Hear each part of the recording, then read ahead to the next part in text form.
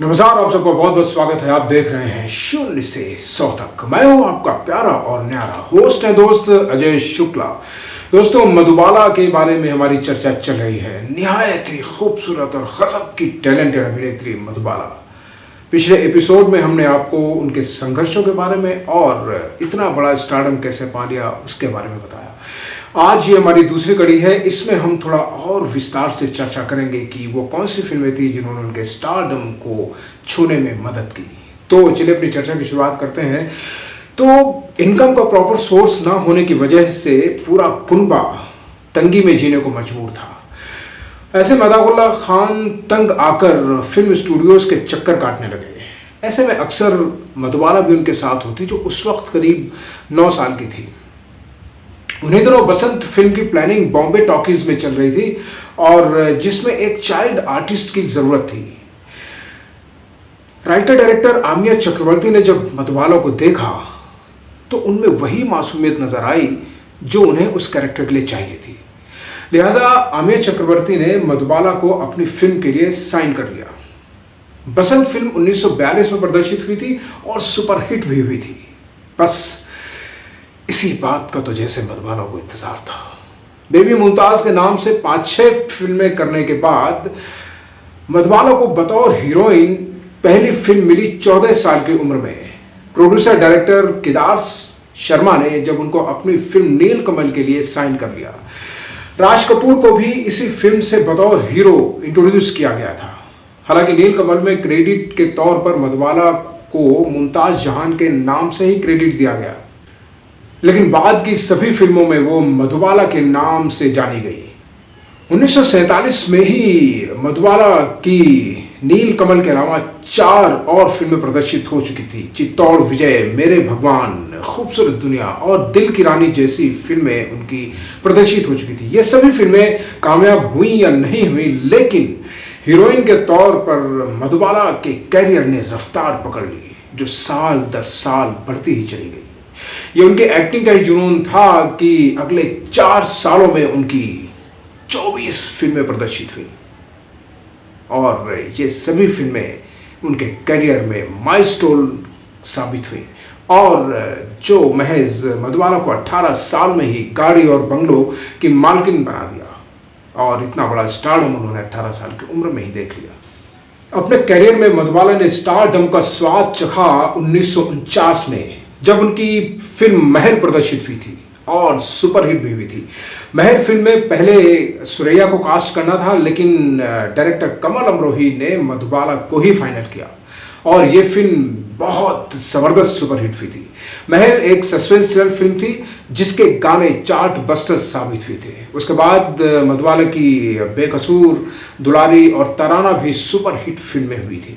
1950 का दशक मधुबाला के लिए बेहद खास था, क्योंकि इसी दौरान उनकी ज़्यादातर फिल्में बनी, प्रदर्शित हुई और चली भी। 1950 में ही मधुबाला की एक और फिल्म प्रदर्शित हुई थी, हंसते आंसू, जो फिल्म सेंसर बोर्ड के द्वारा ए सर्टिफिकेट पाने वाली पहली फिल्म, भारतीय पहली फिल्म साबित हुई थी। जैसा कि हमने आपको पहले भी बताया कि मुगले आजम मधुबाला के कैरियर की माइलस्टोन फिल्म थी, जिसे बनने में करीब 14 साल का वक्त लग गया था। लेकिन 1960 में जब फिल्म प्रदर्शित हुई तो उसने सफलता के सारे रिकॉर्ड तोड़ दिए और अगले 15 सालों में शोले के रिलीज होने तक ये आंकड़ा किसी भी फिल्म को नसीब नहीं हुआ।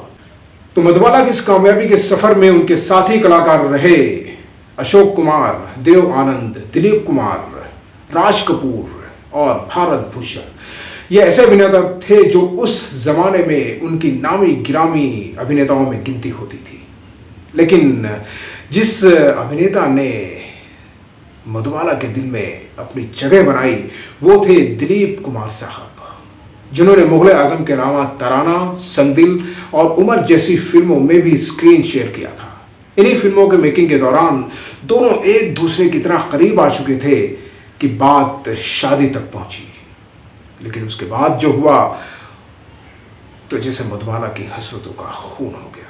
दरअसल मधुबाला के वालिद अताउल्ला खान दिलीप कुमार के साथ उनके करीबी रिश्ते को लेकर बेहद खिलाफ थे और इसीलिए वो दोनों के बीच दीवार बनकर खड़े हो गए और यहाँ तक कि मधुबाला को कभी मिलने नहीं दिया गया दिलीप कुमार साहब से और 15 दिनों की शूटिंग होने के बाद फिल्म नया दौर से मधुबाला को ड्रॉप कर दिया गया और दिलीप कुमार साहब के साथ वैजयंती माला को साइन कर लिया गया। दरअसल बॉम्बे में फिल्म नया दौर की 15 दिन की शूटिंग के बाद मध्य प्रदेश में आउटडोर का एक लंबा शूटिंग शेड्यूल प्लान किया गया था और इसी दौरान दिलीप साहब और मधुबाला की मोहब्बत चरम पर थी और आउटडोर शूटिंग में दोनों को एक दूसरे के साथ रहने का ज़्यादा से ज़्यादा मौका मिलता और यही अताउल्ला खान नहीं चाहते थे, लिहाजा उन्होंने मधुबाला को आउटडोर जाने से मना कर दिया, जिसका नतीजा ये हुआ कि बी.आर. चोपड़ा को अपना शूटिंग शेड्यूल कैंसिल करना पड़ा और गुस्से में आकर उन्होंने कॉन्ट्रैक्ट के मुताबिक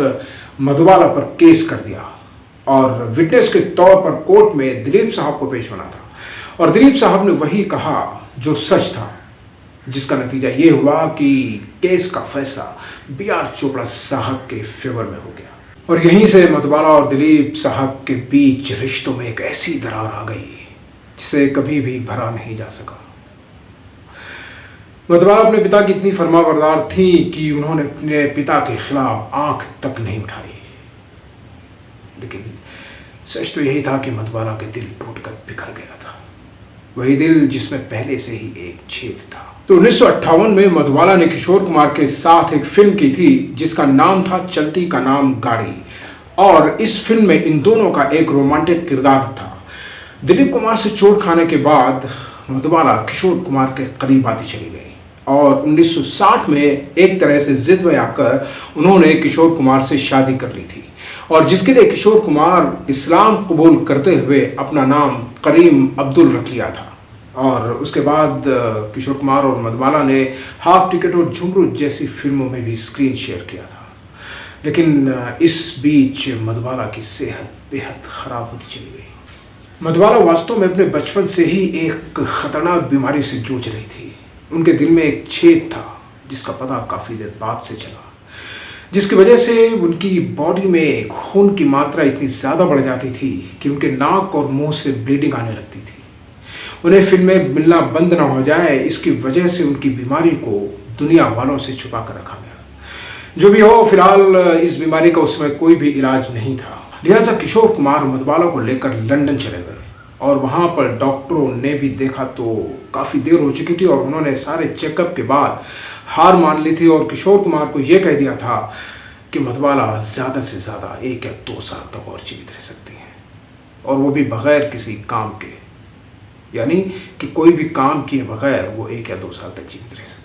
लिहाजा मधुबाला ने अभिनय से संन्यास लेते हुए डायरेक्शन के फील्ड में उतरने का निश्चय कर लिया था, लेकिन कुदरत को तो शायद कुछ और ही मंजूर था। जनवरी 1969 को मधुबाला ने अपनी फिल्म फ़र्ज़ और इश्क से डायरेक्शन करने का प्लान कर लिया था, लेकिन 14 फरवरी में अपने 36वें बर्थडे मनाने के 9 दिन बाद यानी 23 फरवरी 1969 को वो नूरानी निगाहें हमेशा हमेशा के लिए शांत हो गई और वो अप्सरा वहीं वापस लौट गई जहां वो धरती पर आसमान से अवतरित हुई थी।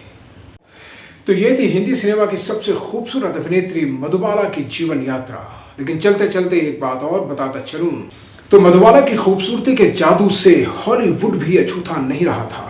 1952 में अमेरिका की थिएटर आर्ट्स मैगजीन ने अपने कवर फोटो पर मधुबाला की एक फोटो छापी थी और लिखा था biggest star in the world and she is not in Beverly hills. तो इसी के साथ हम विदा लेते हैं। 0 से 100 तक के अगले सफर में हम किसी ऐसे ही स्क्रीन लीजेंड के बारे में आपको बताएंगे। तब तक के लिए बहुत बहुत नमस्कार। और अगर आप हमारे चैनल पर नए हैं तो सब्सक्राइब कर दीजिए, लाइक कर दीजिए, कमेंट्स कर दीजिए।